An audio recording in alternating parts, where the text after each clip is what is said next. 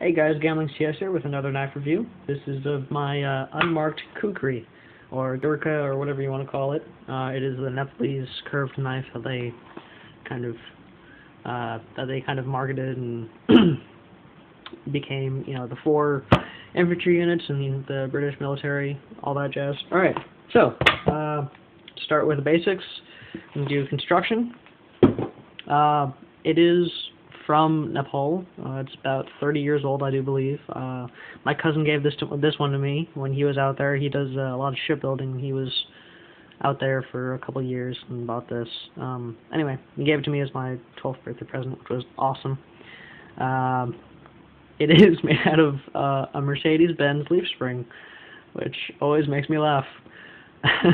Good steel in that. Really good spring steel. Alright, so, construction, we've got a nice carved bone handle. It's been dyed, and it's got kind of this nice ridge in the middle. It really fits into your grip when you hold on to it. It is smaller than a lot of the other modern kukris I've been seeing, or kukuris. I'm going to call it kukri. And I don't know, I think the way I always seen it, this is more traditional. I'm a pretty small guy. I'm about 5'6" with medium to small hands, and it fits amazingly well. I mean, this is just like molded into my hand. The Nepalese really are about my size, so this is what I imagine them doing, not having like the American, giant 9-inch handles where you're like, oh, you get two-handed grip on them. You don't need that. So, nice, like 3.5-inch grip. It does have metal bolsters on both sides. It's a pin construction with a pin tang in here, or excuse me, not pin tang, stick tang. It does have it mounted on the bottom, just kind of smashed down on the anvil. Rounded pommel. Does have this, which I'll get back to in a bit. The spine is a 1/4 inch all the way down till you get to about here. That is amazing. I mean, this thing, it's hefty, but this is a knife I take camping, and this hacks as well as any hatchet I have ever seen. I mean, I'll take it up against an axe, whatever you have. This is what I'm going to take. I haven't sharpened it in a while, so it's pretty dull, but the bevel is still incredibly well. It's nice and maintained. It does have some folders down here, which are more decorative than anything else. This knife, I think, is one of the best versatile knives I've seen. Now, I know when you're talking about bushcraft and such that it really kind of depends on what you prefer. From what I've read, kind of like the old-timey pre-1800s was kind of, you want a thick blade, nice 5-6-inch knife, and that's what you work with. And then later on, it's become kind of more of a Mora obsession with a really thin stock, and it fillets really well and everything. But this is what I prefer. I like thick blades. I can hack wood with this. I've filleted fish with the inside groove right here, and it's done incredibly well. I've actually flipped patties with this. I did some burgers once, and I used this as a spatula. Worked really well. It took a little while to get all that grease off. But it does everything I've ever asked it to do. If I was going to go, if I was lost in the woods, all I would need is this. I can survive with just this. It's perfectly fine. The blade is, like I said, is made out of a leaf spring from Mercedes-Benz. It is spring steel.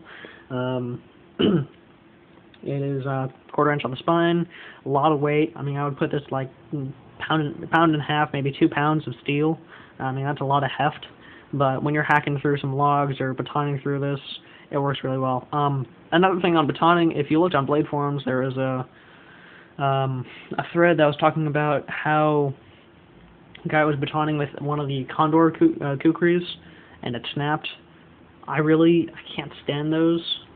Those are so thin. They have not even 1/8-inch stock. They're like, the stock on those things is about the size of my Delica right here. So I guess a 1/16 of an inch. It's dinky. It was ridiculous. What is the point of getting a kukri if you're just not going to do it properly, or what I consider properly? It really bugs me, because you have this blade shape, right? This works really well, and it is designed and amazing because you have the heft behind this giant blade right here, and just the weight of it all goes to the end of it, and because you have all the weight in the back, physics helps it bring it down, well, and it hacks through stuff incredibly well. But if it's really thin, then you lose all that weight, and then you just have a really weird blade shape that isn't going to hold up well because of this dinky little thin part right here. You need the thickness. It needs to hold up really well. It needs to keep itself together when you're going through stuff. So that's just my little rant on that. I don't like the thin kukris. If you're into that, yeah, have at it, but that's just not for me.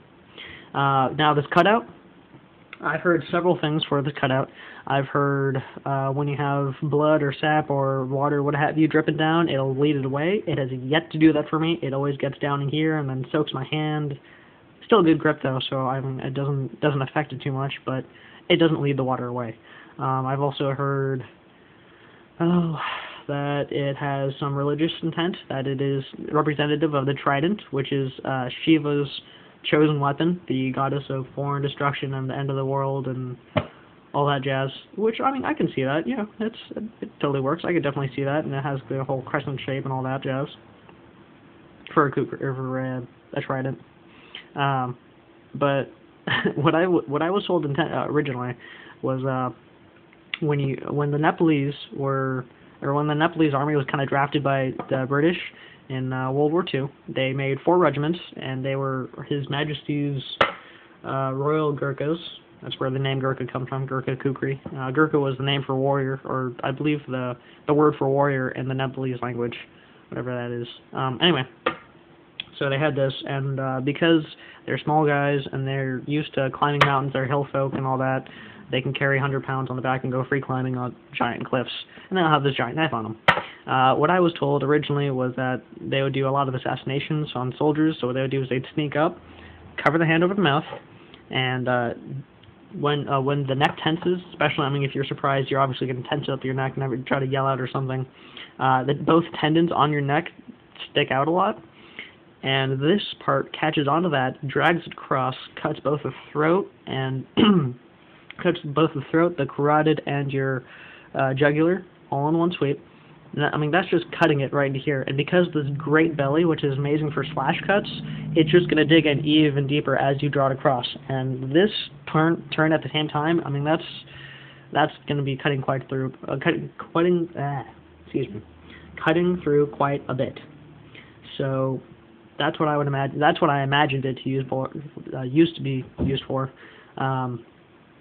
I know nowadays that they don't have this cutout, and they're trained a lot differently than what they used to be trained as. I'm referring to the infantry, and I don't know. I always had that thought, and it's always been really cool to me. I know I'm just kind of a war buff on that.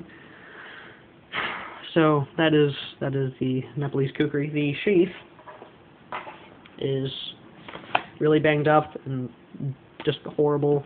I mean, well, not construction. It's just been so used and beat up. It's just ridiculous. It's actually, by definitions, it is a scabbard. And by the difference between a scabbard and a sheath is traditionally a soft material that is used to wrap around and protect a blade, and a scabbard is anything with a wood frame and then having the soft material put around it to protect the blade. So this technically is a scabbard. It is wood-lined. I mean, it has a wooden frame going around it and then leather wrapped around that and heated so it stays there. Originally, it was sewn up on the side, but the thread has gone completely haywire, broken off, dyed. Leather's gone cracked. It hasn't been oiled in forever. It's pretty much been destroyed. It has duct tape on it, yes. I put that on there when I was 12, out of my idiocy. And I regret it every second I look at it, but that's how I've had to hold together this sheath. There's literally been no other way. It's falling in tatters. Anyway, it does have this back part right here, which you can see the outline of. Originally, the knives came with 2 other knives. One would be a smaller knife in the same design, just, a small, like, 3-inch blade. And the other one, I've heard 2 different things. One, it would be a pocket sharpener, basically, that would fall into it, or it'd be a secondary knife, kind of like the first one, is just a backup. I did not have those 2. They were not in the set when my cousin bought them and gave it to me. so that's kind of just been used. I did have a belt loop on it. I put some leather through it, thonged it through, and then put a carabiner, and that's how I carry it on my belt. That's just how I normally carry it, and it really does sadden me that this sheath is coming apart, because I feel like it has so much history, and I can't really do anything to keep it together. So one of these days I'll have to make a new sheath for it, just like my K-bar and some of the other ones. Anyway, yeah, so this is the Gurkha Kukri, and it is a fantastic knife. Anyway, thanks guys for watching, and have a nice day.